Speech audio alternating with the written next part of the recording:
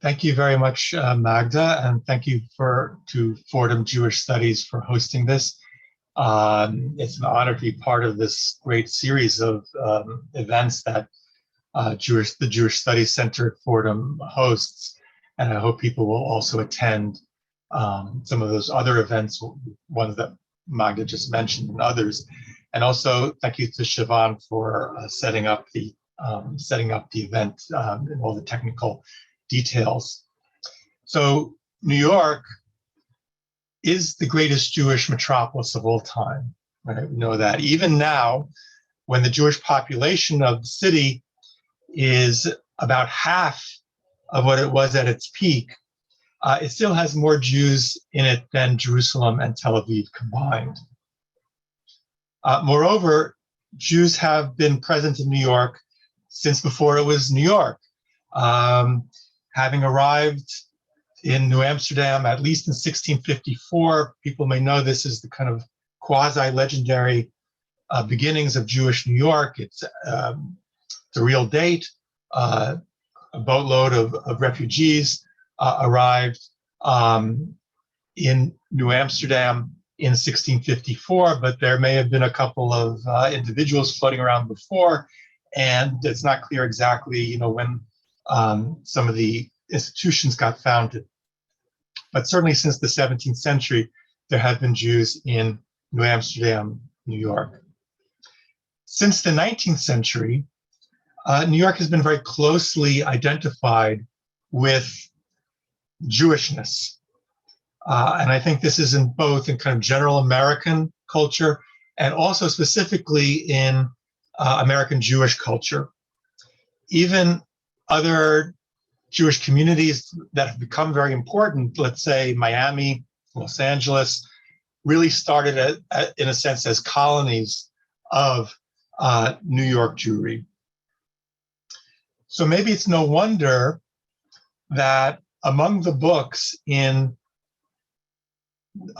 Academic Studies Press's series called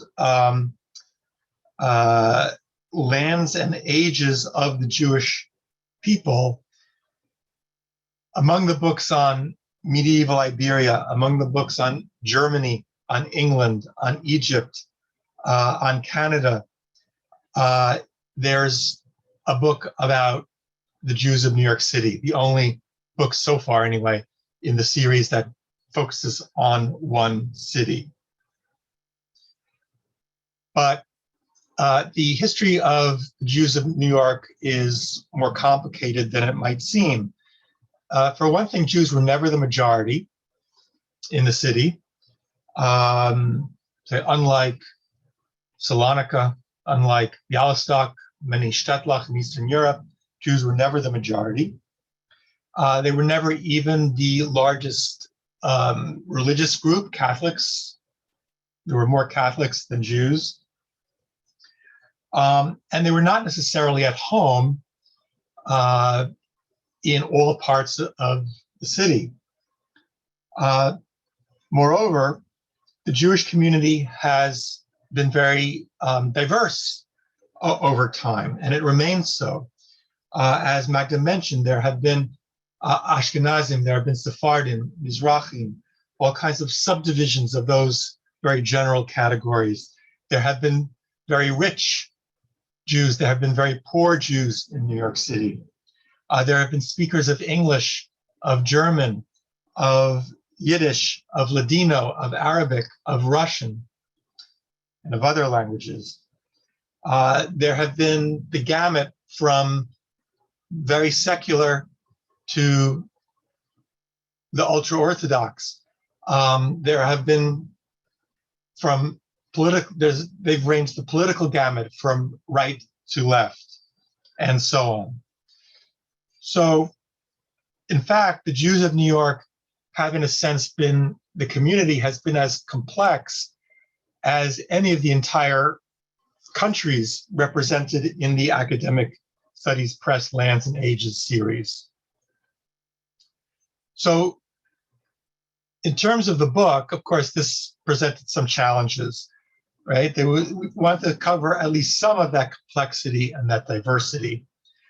The result is 13 chapters written by scholars of various aspects of the city's Jewish history and culture from the colonial period to the 21st century. So chronologically, it covers the gamut. From Amsterdam, New York, and the Atlantic world, through the Central and Eastern European migrations of the 19th and early 20th centuries, Yiddish New York, Yiddish culture New York, the migration and culture of the Levantine Jews in New York, chapter on Jews as builders of the infrastructure, this physical plant of New York. New York Jews in American literature and the visual arts, the Jewish role in local politics, and New York's role in American Judaism, New York's Jewish geography, and other topics. So there's a lot in the book. There's also a lot that's not in the book. I have to admit, this is a kind of introduction to this subject. So it would have been hard to fit all 13 contributors onto one panel. So we have today four of them who can provide a sense of the range and scope of the history of the book. And Magda introduced them, but I'll just also mention what chapters they wrote in the book. So John Dixon is here, and he wrote the chapter Colonial Jews in New Amsterdam, New York, and the Atlantic world. Ayelet Brinn wrote Yiddish New York. Devin Naar wrote Imposters, Levantine Jews and the Limits of Jewish New York. And Diana Linden contributed, I never think about being Jewish until I leave New York, Jewish art in New York City, 1900 to the present. So I'll open the floor to the speakers. They'll present a short kind of introduction to their topics that they wrote about, and then we'll have a little bit of a conversation, and then we'll open up questions. We'll take questions from the audience through the question and answer function, and I will remind you of that as well later. So let's hear first from John Dixon. Hello, thank you. And let me begin by thanking Daniel, the Center for Jewish Studies at Fordham, and all of the organizers of this event. It's really an honor to be here and to be involved with the fabulous Jewish Metropolis book project. In the interest of time, I thought that it would be most useful if I say a few words about the general approach that I took in my chapter on Jews in colonial New York that was published in the Jewish Metropolis. I think it's fair to say that American culture does not customarily associate either Jews or New York with the colonial era. The phrase metropolis itself does not immediately suggest a provincial colonial port town, and nor does the phrase New York Jew immediately suggest the 17th or 18th centuries. So for those reasons, I saw my chapter as an opportunity to foreground an area of both American Jewish history and New York history that is often treated as little more than interesting background material. And in line with recent scholarship, I decided to adopt an approach that Harvard historian David Armitage identifies as cis-Atlantic history. That's to say, my chapter tries to study New York City and its Dutch predecessor, New Amsterdam, as unique colonial locales that derived much of their uniqueness from the position that they held within a web of Atlantic-wide connections and exchanges and interactions. I'd say that my chapter really sets out the wider Atlantic framework in two main ways. First, it provides an account of the Portuguese Jewish or Western Sephardic diaspora that was created by a series of major historic events: the expulsion of Jews from Spain in 1492, the forced baptism en masse of Jews in Portugal in 1497, the Dutch revolt against Spanish rule that lasted from 1568 to 1648, the existence of Dutch Brazil as an American haven for Jews between 1630 and 1654, and then the dispersal of that Brazilian Jewish population to New Amsterdam and other parts of the Atlantic world in 1654, and finally the powerful role played by Western Sephardic Jews in the Atlantic economy, at least until the middle of the 18th century. So all of that was one framework for my chapter, and the second Atlantic framework that I tried to use was an imperial one. I first focus on the Dutch maritime empire through to the English conquest of New Amsterdam in 1664. And then I shift my attention to the English or British Empire through to the end of the American Revolution. And along the way, I refer to the transitions of power that occurred in New Amsterdam, New York in 1654, and then again in 1673 when the Dutch took New York back briefly, and in 1674 when it returned to English hands. And I compare those transitions to the Dutch conquest of English Suriname that took place in 1667. In both New York and Suriname, the conquering English and Dutch powers inherited colonial Jewish populations that they wanted to retain. So there's interesting parallels between these two situations. My chapter overall then tries to show that the New York Jewish community was not created from scratch in 1654, but instead resulted from several long-term trends dating back at least to 1492. And similarly, New York Jewry did not develop in isolation after 1654, but rather it evolved in dialogue with Atlantic-wide historical patterns and events. And I think that adopting such an Atlantic perspective can really help us better understand and appreciate the Jewish population of colonial New York. That population was never large. It peaked around 400 in 1776. But rather than judge this tiny colonial Jewish community against the huge Jewish populations of 19th century and 20th century New York, I think we can perhaps more usefully set it against the contemporary Jewish American populations of Jamaica, Curacao, and Suriname, which were all around 2 or 3 times larger than that of colonial New York in the 18th century. Or the Caribbean islands of Barbados and St. Eustatius, which had roughly equal-sized Jewish populations to New York around the time of the start of the American Revolution. All of these colonial American Jewish communities, by the way, were quite closely interlinked. Indeed, the population size of colonial New York Jewry was related to those of the other American Jewish communities, because after all, Jewish migrants could choose between several viable American destinations by the middle of the 18th century. And New York was not necessarily the obvious American place to go for European Jewish migrants to the New World. Now that competition and choice, I think, also helps to explain why New York Jews gained more rights and liberties than most of their European contemporaries, because colonial authorities knew that Jewish merchants in New York might well move to the Caribbean or elsewhere if they were not treated well. New York attracted and kept Jews largely because of its economy. That I think was its main appeal. The city flourished for the most part in the 18th century as a colonial port tied to the Atlantic. New York Jews played a significant role as lesser merchants trading with other North American colonies and the Caribbean. They generally lacked the investment capital required for transatlantic commerce, including the slave trade, and it therefore made more sense for colonial New York Jews to trade within the Americas, especially as they family ties and religious connections and language skills that gave them some commercial advantages in the Caribbean. So that, I hope, gives something of a sketch of New York and its relationship to the Atlantic in the colonial era. I will conclude just by observing that early modern Jews moved a good deal around the Atlantic world. And also religious identity was fluid, and the borderlines around religious and communal affiliation were also porous in the early modern Americas. So overall, I think given these conditions, the survival and stability of colonial New York's Jewish community was actually quite remarkable, notwithstanding the fact that the community in terms of its size was minuscule compared to New York's later Jewish community.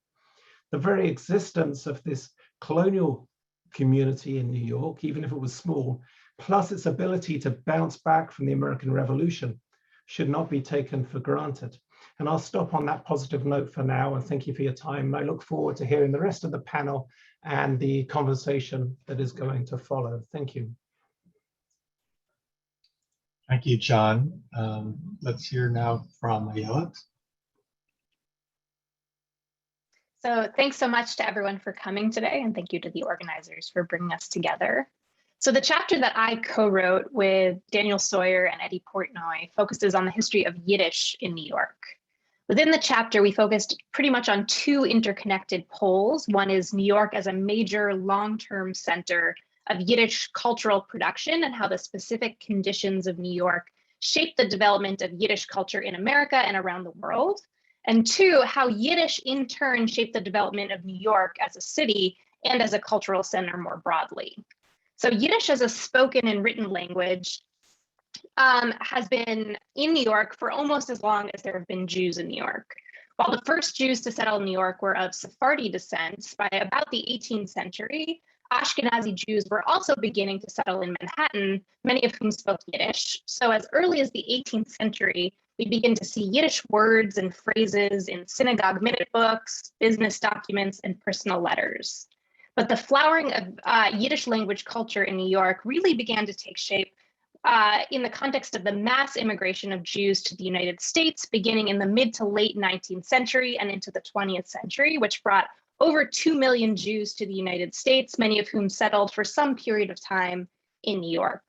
So for example, it was only after the Civil War that a viable Yiddish press began to take hold in the United States. The first Yiddish newspapers began being published in New York in the 1870s, and the first successful Yiddish daily newspaper to last more than a few issues anywhere in the world debuted in New York in the 1880s. So this was at a time when Yiddish newspapers were still relatively rare anywhere in the world, even in Russia's Pale of Settlement, which held the world's largest Jewish population at the time. There were very strict government censorship laws that severely limited what people could publish in Yiddish within the Russian Empire until the 20th century. So it was only about 20 years after the first Yiddish daily newspaper appeared in New York that the first Yiddish dailies began to be published within the Russian Empire.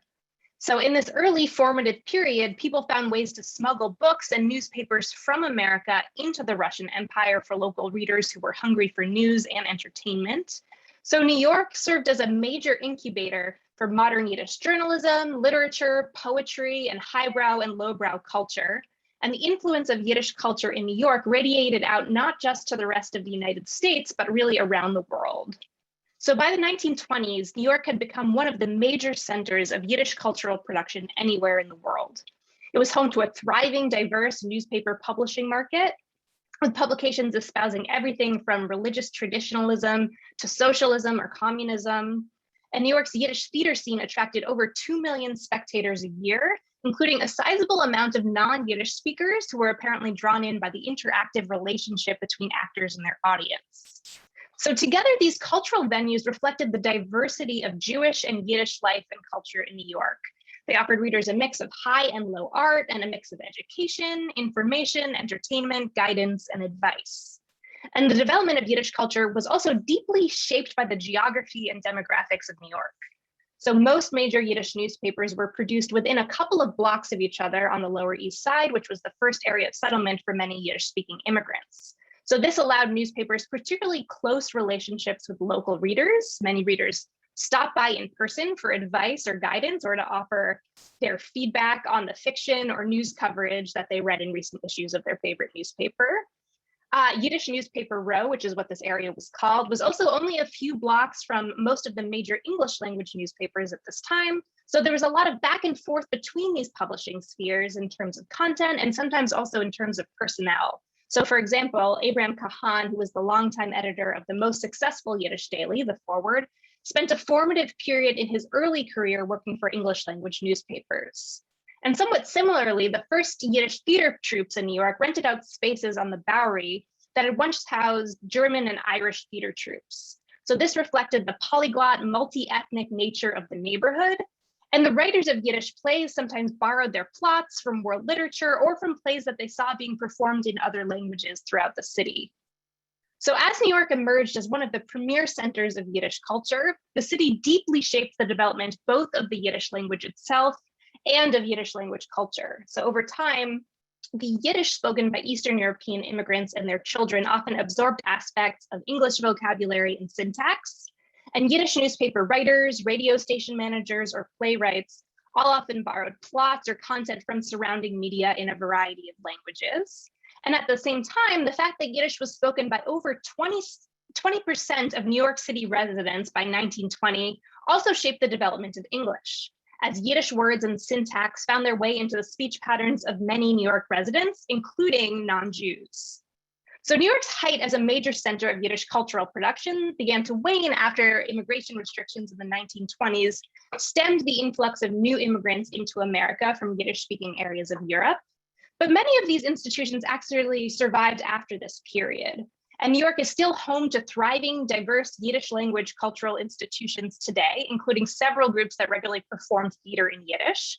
And Yiddish is still a language of everyday life in many pockets of New York, especially largely Hasidic neighborhoods in Brooklyn. So in this chapter, we explored the long and varied history of Yiddish in New York and how the city was crucial to the development of Yiddish language and culture, as well as how Yiddish became infused into the history, language, and culture of the city. Thank you, Ayelet. Let's hear now from Devin. Great. Hello, everyone. And thank you, Daniel and the organizers and my fellow panelists for the opportunity to share a little bit about my contribution in our volume, which I'm very happy to have been able to contribute. My article is called Imposters, Levantine Jews and the Limits of New York. And there's kind of an interesting triangulation maybe with John and Ayelet's presentations earlier, because I'm going to be talking about, let's say, if Yiddish is a major focus of the New York Jewish world, we have now New York in kind of the minor key, in the less explored Jewish angle, and also from the framework of Sephardic Jews, also maybe even a lesser explored angle of Sephardic Jewish history, which oftentimes, as John alluded to, the Spanish and Portuguese Jews of the colonial period are seen as the founders in some ways of Jewish institutional life in the city. Today, I'm going to share with you a little bit about yet another group that today we often call Sephardic Jews as well. They are, generally speaking, descendants of those Jews who were expelled in 1492 from Spain, but they wound up finding refuge in the lands of the Ottoman Empire, in what is today Turkey, Greece, the Balkans, and the broader Middle East.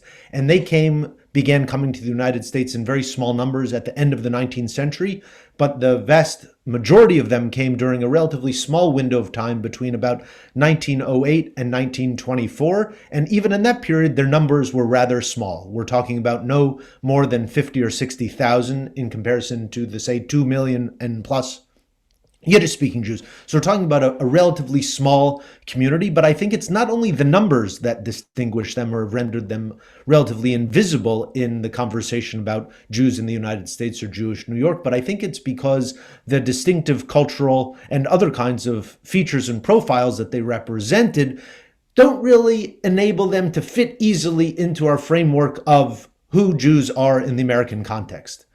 These Jews spoke mostly Ladino or Judeo-Spanish. Some groups spoke Greek, Romaniot Jews.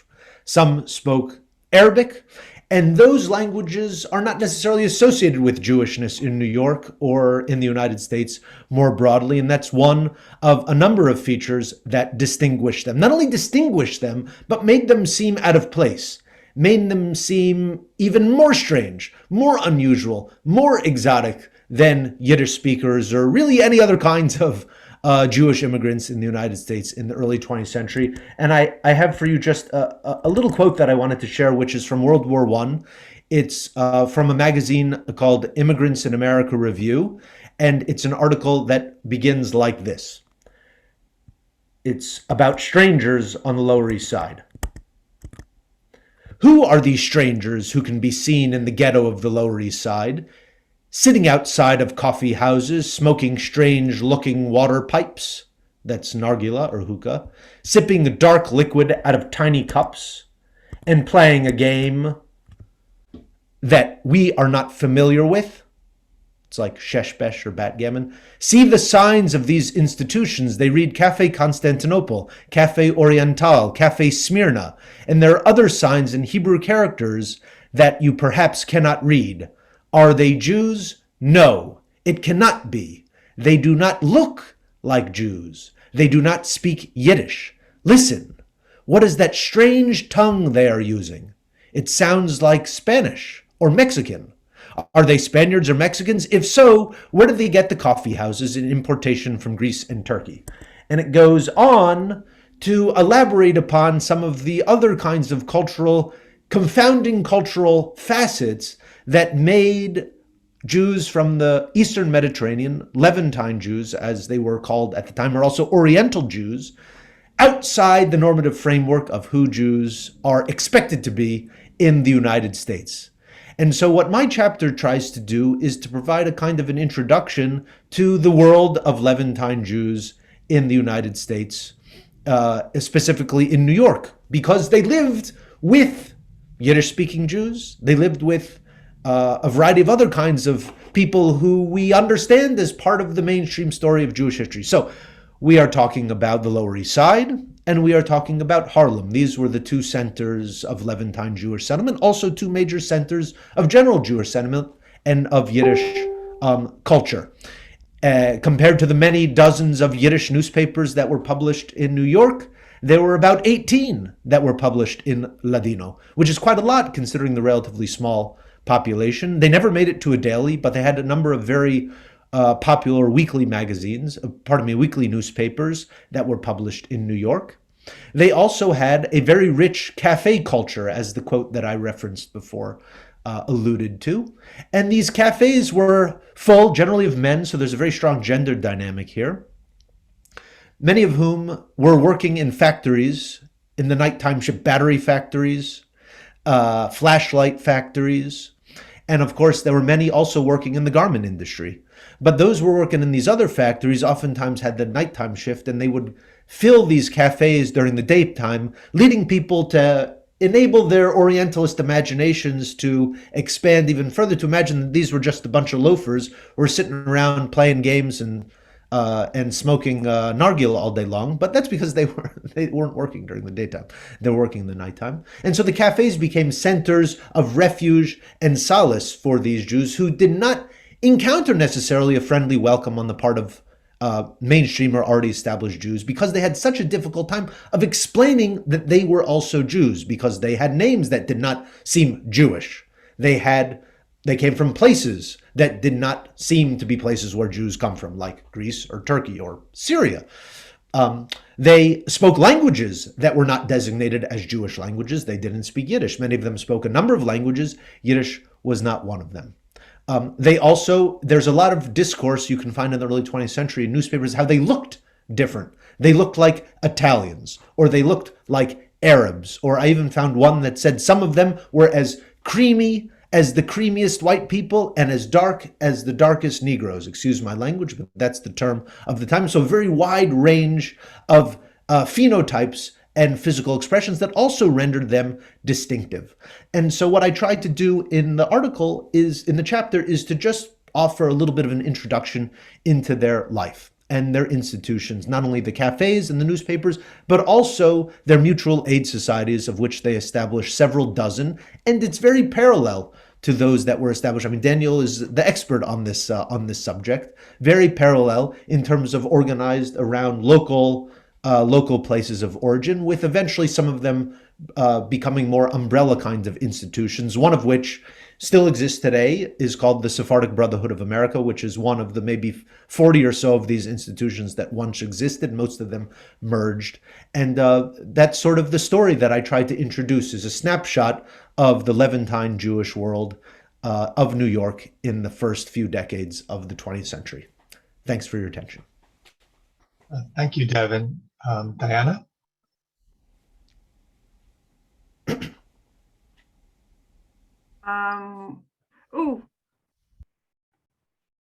Hello, can you hear me? Good. Like everyone else on the panel, I would like to thank Daniel for inviting me to be part of this really wonderful book. I've enjoyed reading all of your presentations. I say so now, I'm enjoying your presentations as well. I should say, I think I differ from most of the authors of the books in that I'm not a scholar necessarily of Jewish studies. I'm a historian of American art. But for multiple reasons, I keep bumping up against Jewish studies when I do my art history. One thing I maintain is if you're going to do a proper survey of American art, which is the topic of numerous books and numerous courses, you must acknowledge the importance of Jews in American art and in modern art, but that's rarely done. The history of American art is told without any emphasis on race, representation, ethnicity. That's starting to change, but if you go to the end of the book and try to find certain artists, you won't find them. So that Jews, it's not they've been removed from American art, they never made it into it. My essay is a survey of just Jewish American artists, collectors, curators, and critics. So it's focusing on from 1900 and the Educational Alliance, where many important artists studied, up to the 21st century with Deborah Coss's wonderful piece, Large Sculptor Yo Oy. I want to briefly explain the title of my book. I have a little prop. I didn't have a painting, but this was based upon a piece by Elaine Reichek, who I talk about in my essay. Her piece is called Post-Colonial Kindergarten. You can get this mug at the Jewish Museum if you're still hunting for Hanukkah gifts. And it's entitled, I Never Think About Being Jewish Until I Leave New York. And it kind of encompasses, I think, some of what I've personally experienced as a third generation New York Jew, now cast away in Los Angeles, and also just the treatment of Jews in American art. So I work chronologically, but it's divided into groups, events, organizations that Jews either learned from, organized, or participated in. When you look at standard surveys of American art or 20th century modern art, the only time the Jews come up and they're not identified as Jewish is in the mid-1940s to mid-1950s with what was called the triumph of abstract expressionism. And that's usually told as the story of Jackson Pollock, who was married to the Jewish female artist Lee Krasner. She gets written out of history a long time ago as just Mrs. Jackson Pollock. But the critics, Rosenberg and Greenberg, the collectors, the Guggenheims who set up institutions to exhibit this art, all of them have been removed from any discussion of their ethnic or religious identity. So I think of my essay as something that could be an insertion into a survey course on modern American art, where you can follow the same chronology, but this time it amplifies all those voices and images that have been pushed aside.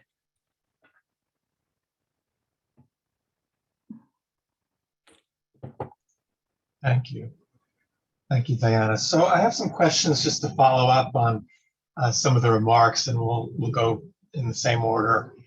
So John, you talked a lot about the Atlantic world and how that kind of might change our view of like what even colonial New York was, let alone colonial New York Jewry.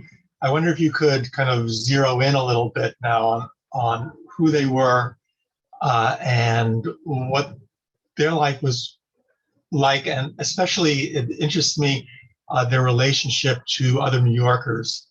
How integrated were they into the general New York culture? How separate were they? So that's a very interesting question that I don't think historians have fully answered, historians of colonial New York.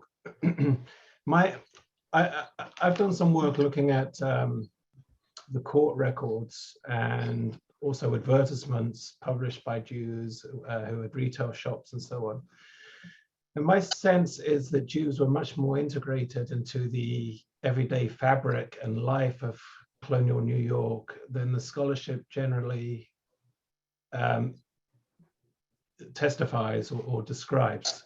I think there's a heavy emphasis in the scholarship on Jews as merchants, overseas merchants, and there's a lot of emphasis in the scholarship on the Jewish community, the congregation Shearith Israel.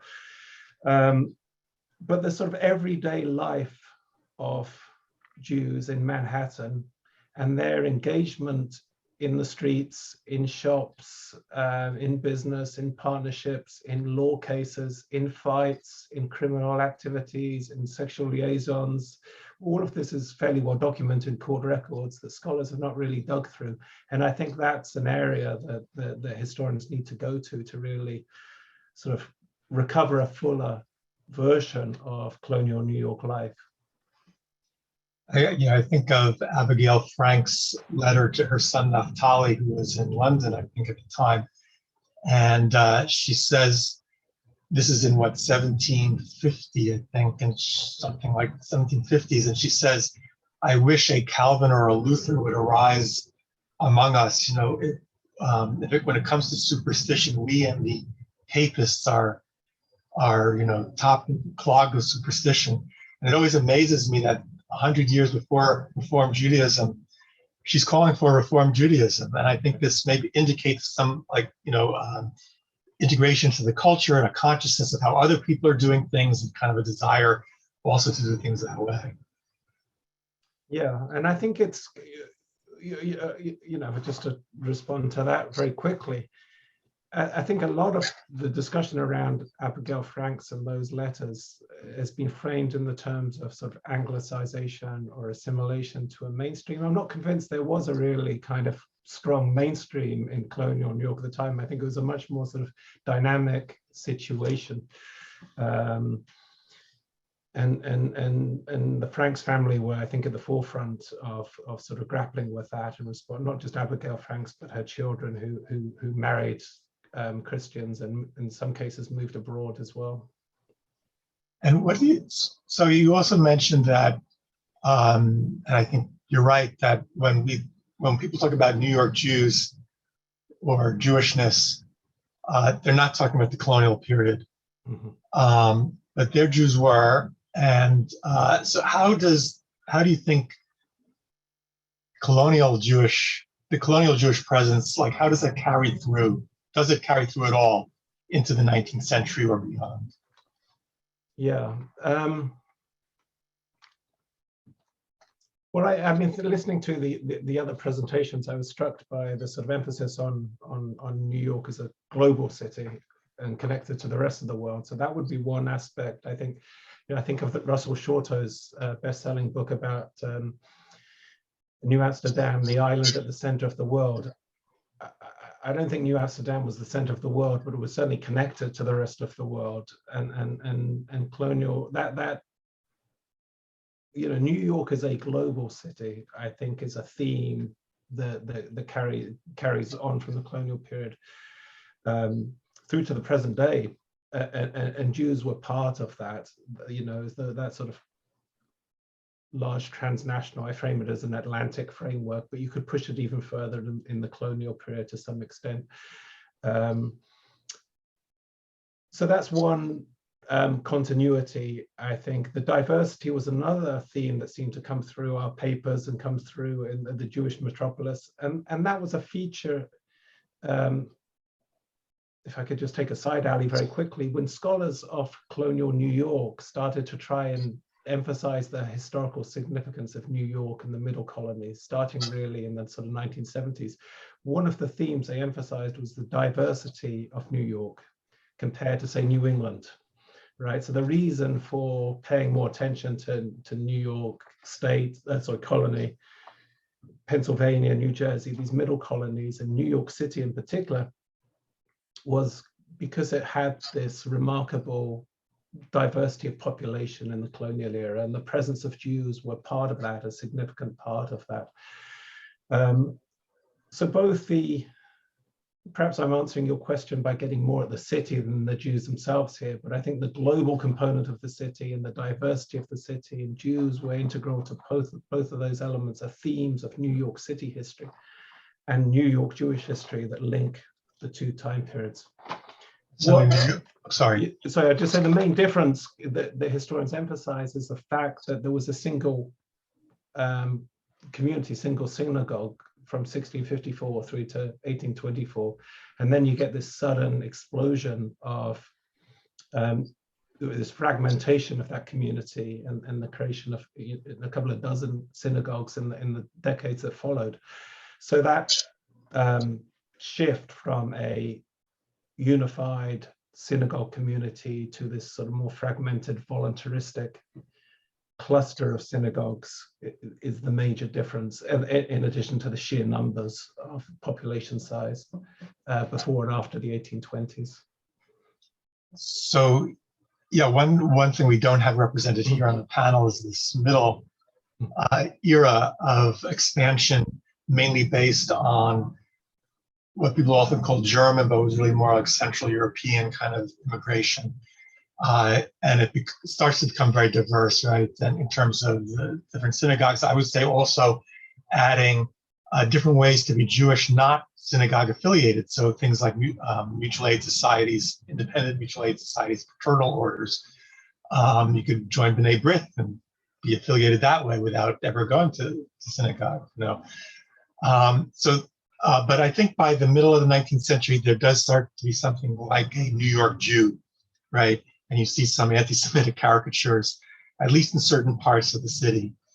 And this kind of bleeds then into the next period, which is the period of mass migration, and starts, the growth of Yiddish New York, as well as Ladino New York. So Ayelet, you covered a lot of ground there. I wonder if you could say a little bit more maybe about Yiddish New York today. You talked a little bit about that. Does Yiddish still really exist in New York? So before I answer that, I wanted to follow up on something John was saying. When I was writing my dissertation, I was a tour guide of the Lower East Side to make a little extra money and to sort of learn more about sort of the spatial history of the city. And one of my favorite stops on the Jewish New York tour was in Chatham Square, right in the middle of what is now Chinatown, is the oldest Jewish cemetery that's still existing in New York. And so the idea that this neighborhood that we often associate with the period of mass migration, if you dig a little bit deeper, there are more layers of Jewish history to explore right in the same area, which I think is really interesting. So in terms of Yiddish today in New York, yeah, there's a lot to expand upon, and I can't sort of mention everything that's going on, but there are several different things going on in terms of Yiddish in New York today. It's a major center of Yiddish scholarship. The YIVO Institute for Jewish Research is now housed in New York. It used to be a transnational organization, but after World War II, it moved to New York. So it's become a major hub of Yiddish scholarship, Yiddish language, Yiddish culture. There are several cultural groups, including several theater groups that perform very regularly in Yiddish. I don't know if anyone was able to see the recent production of Fiddler on the Roof in Yiddish, which was pretty wonderful a couple of years ago. And as I mentioned briefly before, there's still many communities, especially in Brooklyn, that live their lives in Yiddish. So the idea that this is a language that is no longer part of New York's culture sort of discounts the fact that there are many people who still vibrantly speak Yiddish as the language of their everyday lives. Yeah, you and I were at another meeting recently about the Yiddish press, and someone else mentioned that in fact the Yiddish press is still very much alive. You can buy Yiddish newspapers at newsstands in Brooklyn.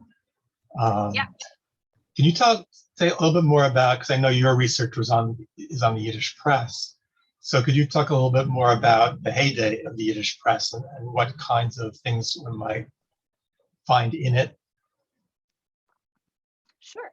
So one of the most remarkable statistics that I've seen is that at the height of circulation, the circulation for the most popular Yiddish daily, the Forward, was higher than the circulation of the New York Times. So these were central Jewish institutions, but also central New York institutions that were very popular and incredibly influential. And they sort of provided a variety of different kinds of things for their readers. They provided entertainment, both highbrow and lowbrow. They provided advice and guidance for acclimating to American life, for staying connected to transnational Jewish culture. They were also a source of news. So they were these really sort of multifaceted, really dynamic cultural institutions that provided a lot of resources that we think of newspapers as not providing today. But back then they were sort of like Google, they were sort of like immigrant aid societies, they were sort of doing all of these different functions for their readers.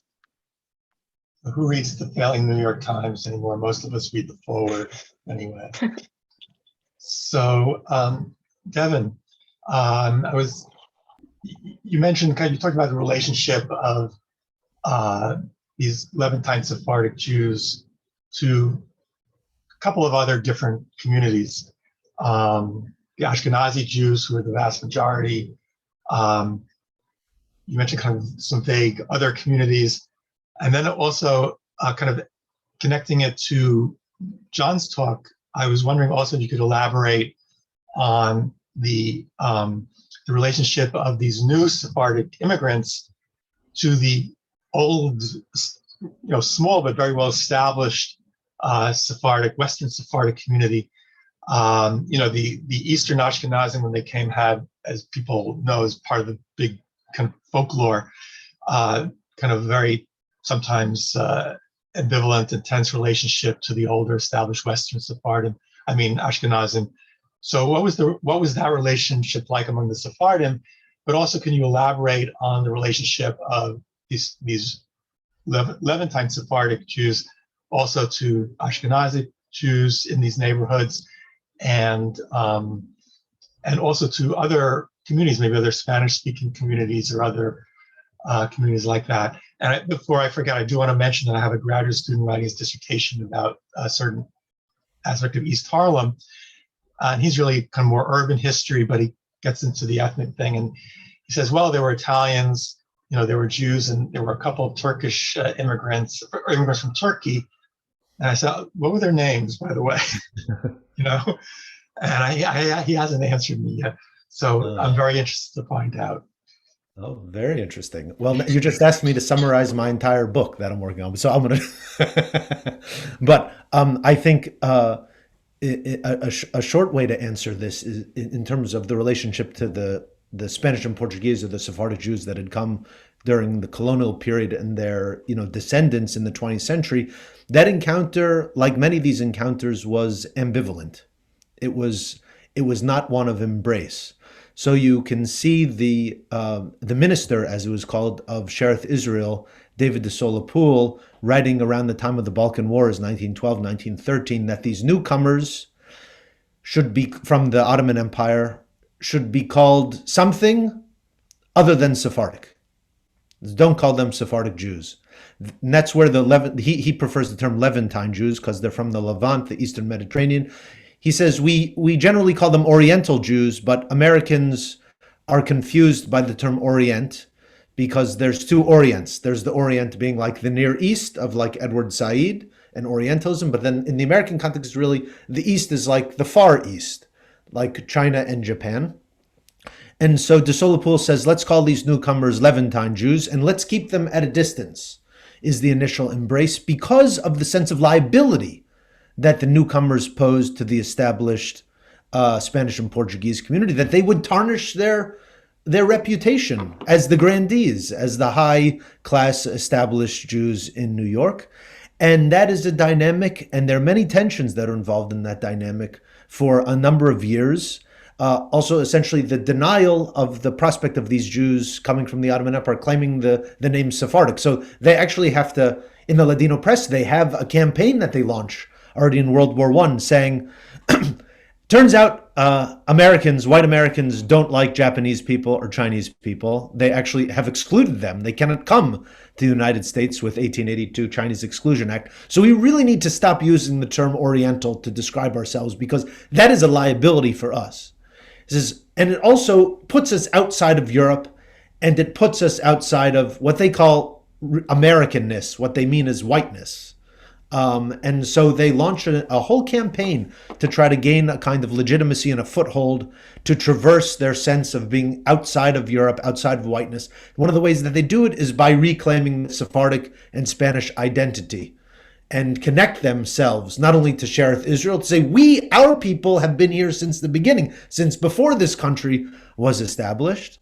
And our people are connected to the grandeur of medieval Jewish Spain. You think we're the bottom of the barrel? No, we are the descendants of Rambam and of Maimonides. We are important. We have contributed to Jewish society. So this is kind of the rhetoric that they use, both to create a link with Spanish and Portuguese Jews, which begins to establish in the 1920s, and also this is an argument that they make to the established Yiddish-speaking Jews, who also say, how can you be Jewish if you don't speak Yiddish, kind of thing. And they say, well, we're from Turkey. You say, oh, I didn't know there were Jews from Turkey. And there's a lot of discussion about how do you sort of like teaching the readers of Ladino newspapers how to explain to Yiddish-speaking Jews that you're Jewish too. The fact that they had to have like campaigns in the Ladino press to educate Ladino-speaking Jews on how they should explain who they are to other established Jews is really, really fascinating dynamic, and it was one that was very much needed. You have many recountings in the press and in oral histories of Jewish men bringing the pages of their Ladino newspapers to prospective Yiddish-speaking employers or landlords saying, look, we're Jewish. Here's the Hebrew letters, or getting quizzed in how to recite Hebrew, but then they did it with a different accent. Oh, are you faking it? Who are you really? Are you really Turkish, trying to get into some opportunities here in the Jewish community? So a lot of tensions along those lines, continuing really until the Second World War in some ways. But at the same time, there were many moments of cooperation. Businesses were established between Ladino-speaking Jews and Yiddish-speaking Jews. People lived obviously next to each other. There were not many marriages between Yiddish-speaking Jews and Ladino-speaking Jews until World War I. And actually, the Ladino newspapers were like they didn't think that was a good idea. In terms of the other communities, I mentioned that Ladino-speaking Jews found a kind of solace among themselves in their own institutions, but especially in a place like Harlem, and I'd be very interested to speak with your graduate student, Daniel, at some point, they developed very close relationships with other Spanish speakers, especially Puerto Ricans, and this became a very, very prominent point of reference even in the literature among Puerto Rican leaders in Harlem. So whereas you can find relatively little about this community in Jewish historiography, they're present in the history of Puerto Ricans in New York or Latinx scholarship.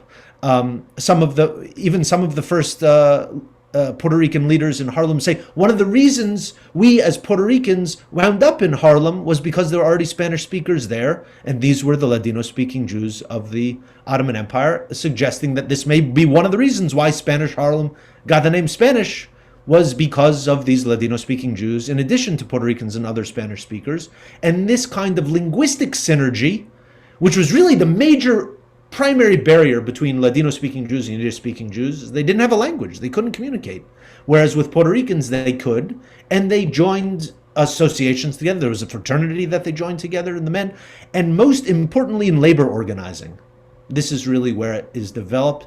In terms of the development of the Communist Party.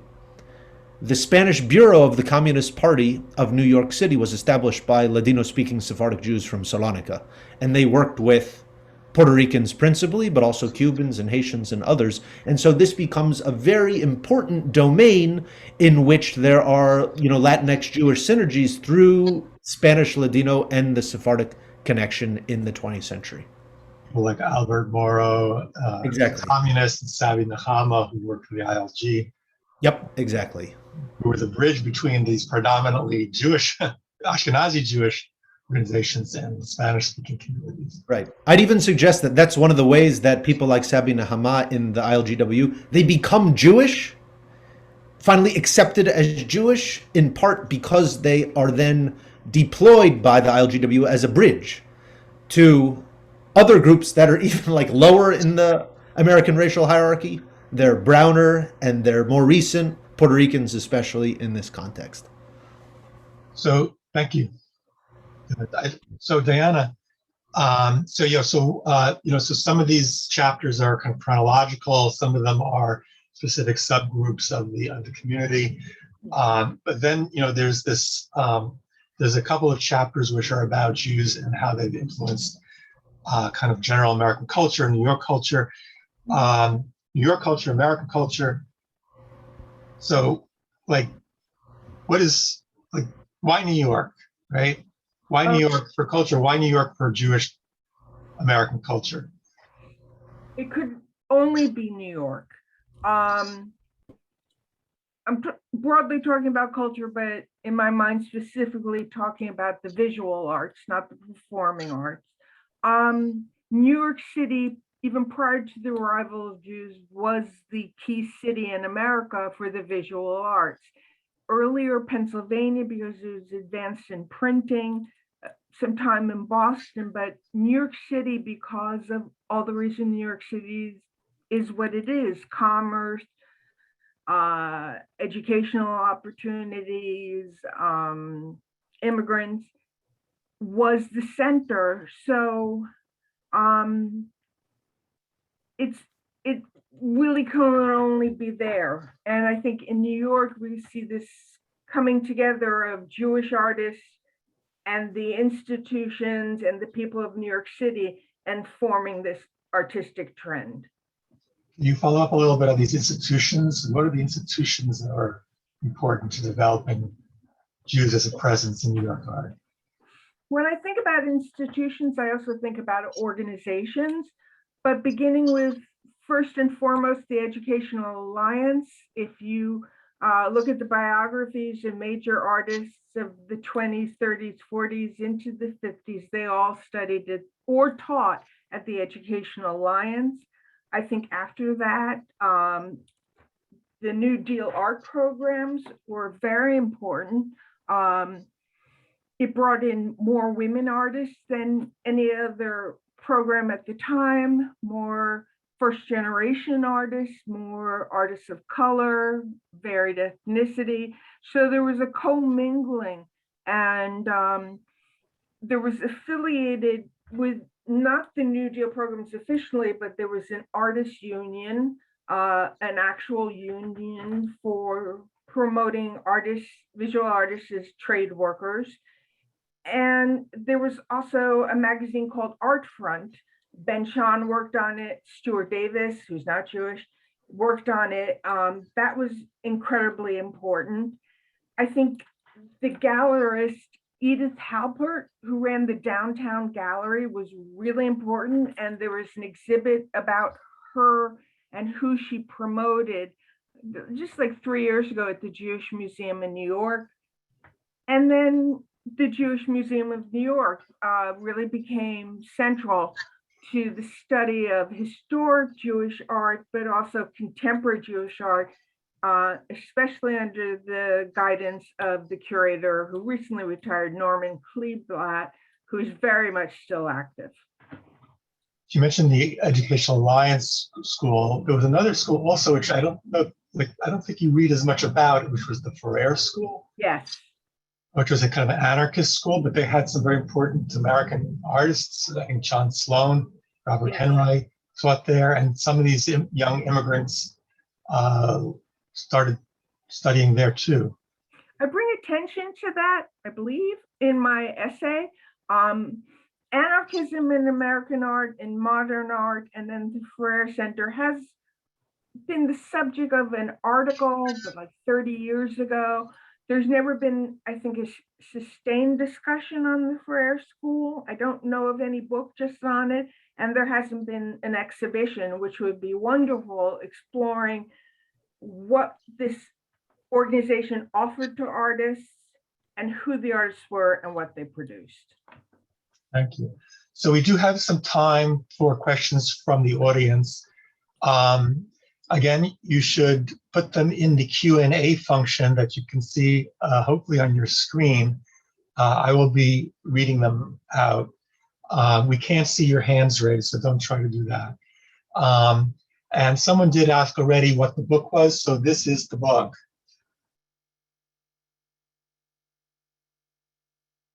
And it's from Academic Studies Press.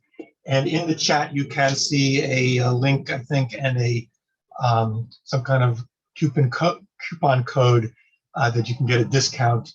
Diana mentioned Hanukkah gifts, and you still have a little time for that. So let me take a look at questions which are coming in.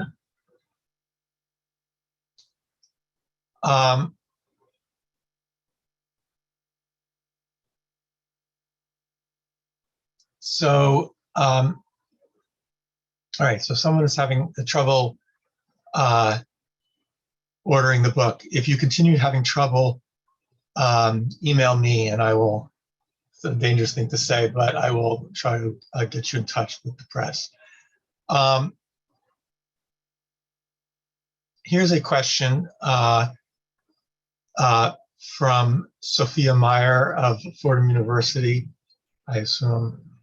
Were Levantine Jews incorporated into whiteness in mainstream American culture in the same way many Ashkenazim were by the end of the 20th century? Or was it variant within the diverse community, i.e. like the incorporation of white passing Cubans and not Afro-Cubans? That's a really excellent question. And I think it's one of the ones that I'm really trying to explore in my research. It seems that one of the aggravating features or distinguishing features for Levantine Jews coming to the United States was precisely how the US government, the federal government, classified them in terms of the racial status, not necessarily how they appeared, although this is part of it, but how, according to race science, they were classified. So we have examples of Levantine Jews from Turkey especially, but also what is today Greece, being classified as non-European, Asiatic, or Mongoloid by federal naturalization authorities, which jeopardized their ability to become naturalized as U.S. citizens, because, as you may well know, from 1790 until 1952, there were racial prerequisites to become a naturalized citizen of the United States. Namely, you had to be a free white person or you could be black. And if you weren't white and you weren't black, you were not eligible for citizenship. So this seems to be a unique feature of European Jews. Whiteness was contested in many, many different ways in American society and politics. I don't have any examples of their whiteness being contested for the purposes of naturalization. But as for other people from the Ottoman Empire, especially Syrians and Armenians, about which there were many court cases adjudicated over whether they are or are not white, eventually they are ruled to be white by law and incorporated formally into whiteness, and Levantine Jews will follow suit in that domain. So they'll be incorporated into whiteness in the United States unless there's some other feature that makes them not be eligible for consideration as white according to the perception of the common person. But they are not necessarily incorporated into American Jewishness. And that's the other interesting thing. So they can more readily enter into whiteness. Some of them can more readily escape anti-Semitism, in fact, because they have names that are not identifiably Jewish in the American context. I mean, they had Jewish names in the Ottoman Empire. Their names are unquestionably Jewish in the Ottoman Empire.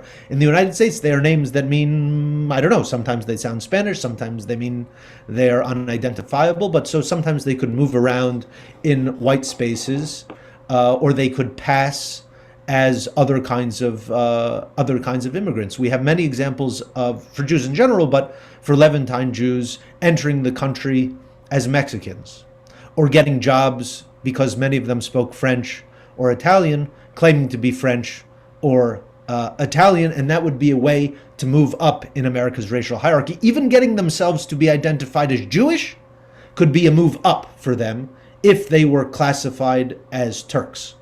because being classified as Turks might be a way that is one of the categories that could lead you into the Asiatic, non-European, non-white, ineligible for citizenship kind of dynamic, and they seem to be aware of this, of the dynamics that are at play, and seek to maneuver them to the best of their ability. Although it's hotly debated, like should you let yourself be perceived to be French or Italian to get hired somewhere that wouldn't otherwise hire Jews?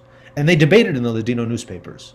So it was a very contested issue, the classification and categorization of where Levantine Jews fit in this whole thing. And the fact that they settle on the category of Sephardic for themselves is actually a plea. It's a push. It's a claim not only for acceptance within Jewishness, like there are two kinds of Jews, Sephardic Jews and Ashkenazi Jews were part of this story, but it's also a claim for Europeanness, and it's a claim for whiteness. Thank you. We have a question about the art movements. What art movements are Jewish artists most connected to? And who are the artists? You know, there are a lot of artists, Jewish artists, connected to what has since been called social realism, but wasn't called social realism during the 1930s. Ben Shahn, the Soyers, I'm blanking on names, William Gropper, Minna Citron. But I just want to say, in addition to there being Jews in that group, there are a lot of non-Jews. So we can't claim social realism as it often is claimed to be a Jewish statement, a Jewish art movement. It was much more class-oriented than I would say it was other identifiers. I just want to add one thing, that this year is the 50th anniversary of the publication by Linda Nochlin, a Brooklyn Jew, of what her article, "Why Have There Not Been Any Women Artists?" I remember reading that as an undergrad, and the earth shook. It was so incredible. It is still in use 50 years later. It launched feminist art history, not just Jewish feminist art history. And it's a central article and very approachable if people, want to go there. So I'd really say that feminist art history got a huge push from Linda Nochlin, who is Jewish. Thank you. There's a question for Ayelet. It was mentioned that the New York Yiddish newspapers were sometimes smuggled into the Russian Empire. Can that be elaborated on? And maybe not just the smuggling part, but elaborate on the relationship between Yiddish culture in New York and Yiddish culture in Eastern Europe. So for much more information about this, I would point you towards Eric Goldstein's wonderful article from, I guess, about 10 years ago, which is about the relationship of European Yiddish and American Yiddish print culture in that early period, and how people and content was really moving back and forth in this early period. And the movement sort of changes direction depending on when you're talking about. So once Yiddish newspapers really get their start in Eastern Europe, starting after the turn of the 20th century, then there are these two major centers where there's lots of content going back and forth, and also lots of people who are based in Europe and writing for the American Yiddish press, or based in America and writing for the European Yiddish press. And there's sort of fight for power over the international Yiddish speaking community as well. There's a sense on some level that either Europe is more highbrow in terms of its Yiddish literary status, or America is more popular or more commercially viable, but people sort of fight over these different understandings of what Yiddish culture is in America and Europe throughout this period. Thank you. Question for John. What was the relationship between Jews and African Americans in colonial America? That's a great question. I'll start by saying I think it's important to recognize that colonial New York was a society with slaves. It had 10 or 15% of its population was Black and enslaved. In 1741, slaves were burned at the stake in downtown Manhattan, accused of of a conspiracy. And so it was a city in which an enslaved population was very, very present. And, you know, Jews as part of the city were, in some cases, owned slaves.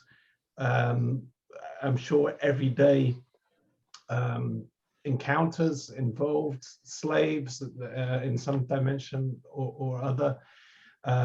There's been a lot of work on the slave trade that demonstrates quite clearly that Jews were underrepresented in terms of the slave trade. They didn't really have the capital in which to make that investment in the slave trade. As I mentioned in my presentation, they were more oriented as sort of lesser merchants trading backwards and forwards along the coast and with the Caribbean. There's an interesting question about, you know, whether there were any African-American Jews in New York. There's a great new book by Laura Liebman that tells a story from a slightly later period, the very beginning of the 19th century, once we were slaves, that records this story of former slave arriving in New York from the Caribbean. So I would refer you to that book. Certainly in Suriname, there was a large Black Jewish community and synagogue there in the same time period that Aviva Ben-Hur and other people have written about. I am unaware of any incident of a African-American Jew in colonial New York. You know, so I don't think there's any evidence of that, which is, it might be it's just not in the record. I don't know, but I would say on terms of like every other white person in New York, there was engagement, everyday engagement with the African American population. It was unavoidable in a city that was heavily populated by enslaved African American population. So there's a couple of questions. There's a question about Syrian Jews in New York. We don't have a chapter on Syrian Jews, and we don't really, the Jewish population of New York today, I would say, is actually, if you look at the community studies, is more diverse probably than it's ever been. And in addition to these older communities, there are the Syrian Jews who, by the way, call themselves largely Sephardic, right? Their big community center on Ocean Parkway is the Sephardic Jewish Center. And maybe Devin can comment a little bit on that whole, he did talk about it a little bit, but like the whole nomenclature, a little bit more about the nomenclature and so on. But also the Bukharan Jews, centered in Queens, Azerbaijani or so-called Gorsky or mountain Jews in Brooklyn, 2 blocks from where I am is their synagogue, and a variety of other Mizrahi and Sephardic Jews, a lot of them immigrants actually from Israel, so it's kind of Israeli community, which is very mixed. So actually the community now is also very mixed, and maybe more than ever. And then there's another question. What is the relationship among Ashkenazi and Sephardi Mizrahi Levantine today? Devin mentioned little intermarriage then. What about subsequent generations? So I guess Devin can combine those things in any way he wants. I thank you for those really important questions. As Daniel mentioned, we didn't have the opportunity to delve further into the Syrian Jewish experience or the experience of those other communities that Daniel referenced, but those are communities and discrete histories and cultures that are worthy of study and of exploration on their own terms. In the period that my work focuses on, which is principally before World War II, you see 2 countervailing trends, which is one from the established Jewish community, like say institutions like the Kehillah under Judah Magnus, wants to interface with what Judah Magnus calls all Oriental Jews together. So when the Ladino-speaking Jews say, Kehillah, will you come and give us a few dollars to support a Ladino newspaper? Judah Magnus says, no, I will not, because not everybody in your community speaks Ladino. And the Ladino-speaking Jew says, what do you mean? Our community is Ladino-speaking Jews. And he says, and Judah Magid says, no, your community is Oriental Jews, and you have also Arabic-speaking Jews and Greek-speaking Jews in your community. And they say, we did? I didn't know that. So this is a way to demonstrate that actually among these different communities, they did not necessarily see themselves as part of one unified community in their own terms. And you will see in the Ladino newspapers that there are depictions of, what happens in the Arabic-speaking community. And there is some sense of distance and some sense of even disdain, I would say, from an earlier period in terms of internalizing these same the very same hierarchies, racial hierarchies, that proximity to being the part of the West and proximity to whiteness play out within the Jewish community. So there's that kind of hierarchy gets reproduced. There's a great article in Harper's Weekly from the 1930s that says the only thing that unites, I'm paraphrasing, the Spanish and Portuguese Jews, the German Jews, and the Eastern European Jews is their shared disdain for the Levantine Jews. And then among those Levantine Jews, there's also a kind of hierarchy in there that the Ladino-speaking Jews would try to position themselves because of their language as part of Europe, closer to Europe. And they would even make distinctions, say, well, yes, we may be Oriental or we may be backwards, but at least we're not like the Arabic-speaking Jews, which is really corrosive and disturbing rhetoric. It shows the power of what we may call white supremacy in the United States and how it becomes internalized and refracted even within Jewish communities. Now, those dynamics would change, especially after World War II. And after you see much larger numbers of especially Syrian Jews entering into the United States, and you see now the older Ladino-speaking Jews disappearing in terms of their organized communal structure, entering into Ashkenazi congregations or entering into unaffiliated sort of general American whiteness, so much so that, as Daniel alluded to, in New York, for example, you can find many places in which Sephardic means essentially Syrian, that becomes the shorthand designation for Syrian Jews, and people who are of let's say Ladino-speaking origin in a Syrian community, they will be the odd person out in that context, and that seems to be a kind of typical dynamic that you can find today. And in terms of the quote-unquote intermarriage dynamic, I was alluding to the 1920s when those kinds of unions were seldom, and they would be discussed. There were even, I think I mentioned this in my chapter, there was the Ladino newspaper La Vara has an article about one of the editors saw somebody he knew in the Sephardic community on a date with one of the Yiddishim, which was how in Ladino they referred to Ashkenazi Jews. They were, one person is a Yiddish, and more than one person there, the Yiddishim, the Yiddish-speaking Jews. And they say, if we see you on a date with this Yiddish guy again, we're going to publish your name in the newspaper, so please don't do it. That dynamic is completely gone by World War II, period, in which intermarriage becomes normalized among people of Ladino-speaking origin and Yiddish-speaking origin, of Ladino-speaking origin and Arabic-speaking origin. So you have many, I am the product of such multiple, trajectories, let's say. And so that dynamic and those boundaries largely dissipate. In part, I would suspect because the language and the institutional hold that had formed and created the boundaries of those communities break down in that period, with the American-born generation speaking principally English as their primary language, hearing Ladino or Ladino Yiddish or Arabic in the home or the grandparent language, and so those boundaries break down. And so, but at the same time, it would be very common in this earlier period for Ladino-speaking Jews to marry Puerto Ricans, despite the Ladino-speaking press saying, please don't do that.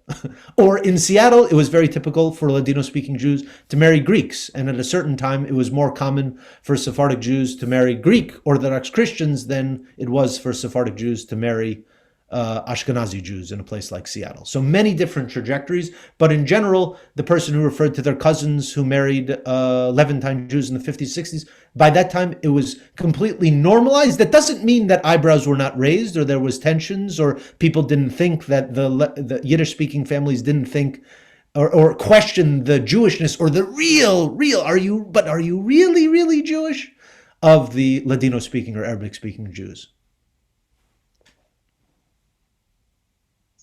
One more quick question, maybe Ayelet, can you say a little bit about the relationship of the Eastern European Jews to the Central European Jews and the kind of institutions that they created and related to?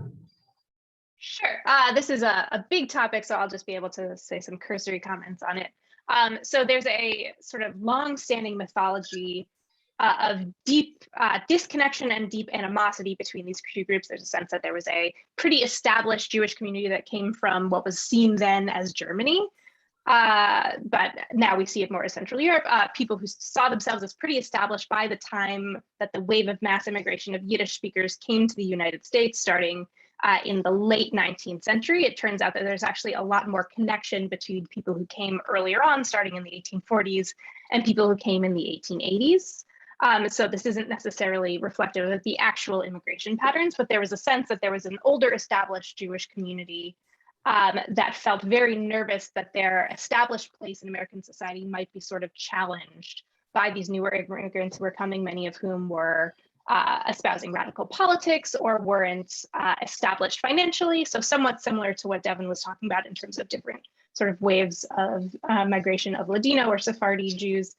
And so what some of these established sort of German Jews did was set up organizations like the Educational Alliance to instill certain American values into the newer generation, the newer generations of immigrants, to try to teach them English, to try to teach them patriotic values, things like that, and sort of help to sort of maneuver new immigrants from Eastern European areas of settlement into American society in ways that these German Jews saw as beneficial for these Jews and also for themselves.